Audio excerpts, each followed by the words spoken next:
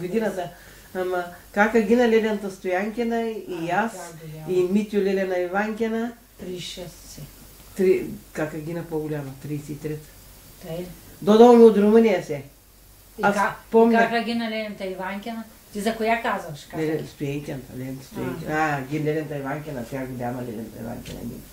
Ние те с трите бялмите и заедно, нали, дигна багажа. На 4 години си бе. С каруците. Помниш? Помня как ни стоя багажа 3 дена на кьошка отвън. На кьошка не стоя багажа изтрупан, тогава знаех в багаж имало няколко рогоски и там един рогоски, органи. И пък те се настаниха румънците у къщи, на топличко пък ние навън теперим. Гина се казваше и той Алекси, мъжей, у нас така се дадя. Аз по-малка, нали, кака по-голяма биш, има крава и ще издоят кравата, ще сварим млякото и тя ще ме извика там къщи мене. Имаше и тя, като мене, или беше по-голямо, или беше по-малко, но има дете беше, не. Ще ни надроби по една гречка пара месена, се найде ми румънката. Докато дой ми спря, ми каза, дигна, ворта, тръгна, кой дет се намира там да стои? Второ нареждане ще чакайте.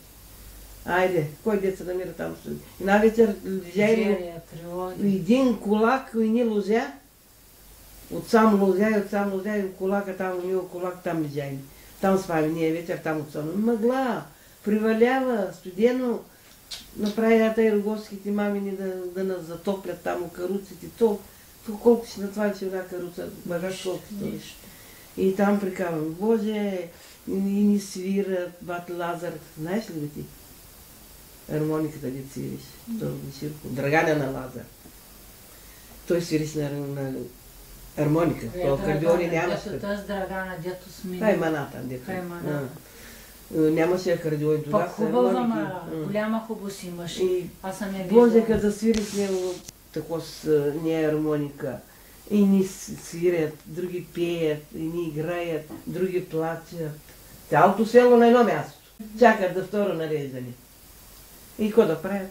Да канат дойде, събира дрова, натрупа, там палят огню и да са топлим, да светни. И гладни, кажи. Гладни.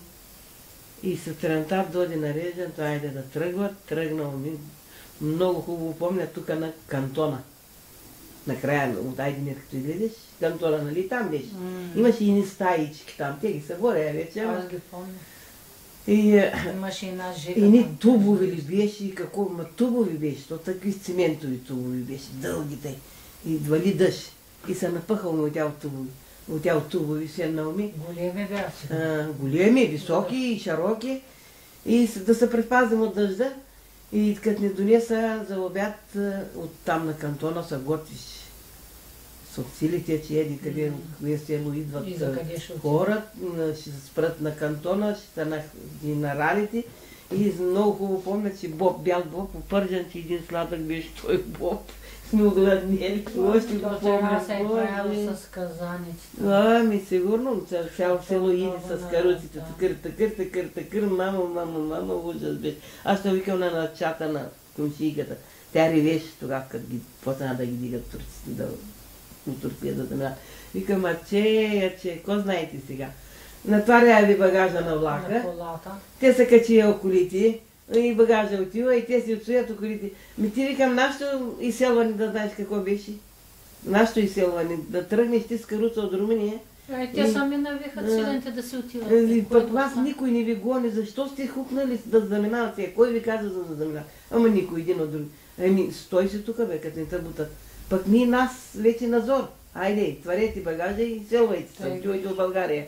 Пък не закори вече. Не дери, мама, ти сама искаш да отидеш. Били в другите отива, и тя заминава. Че ти ли заминава? То цялата мама бе се върнали са те сега?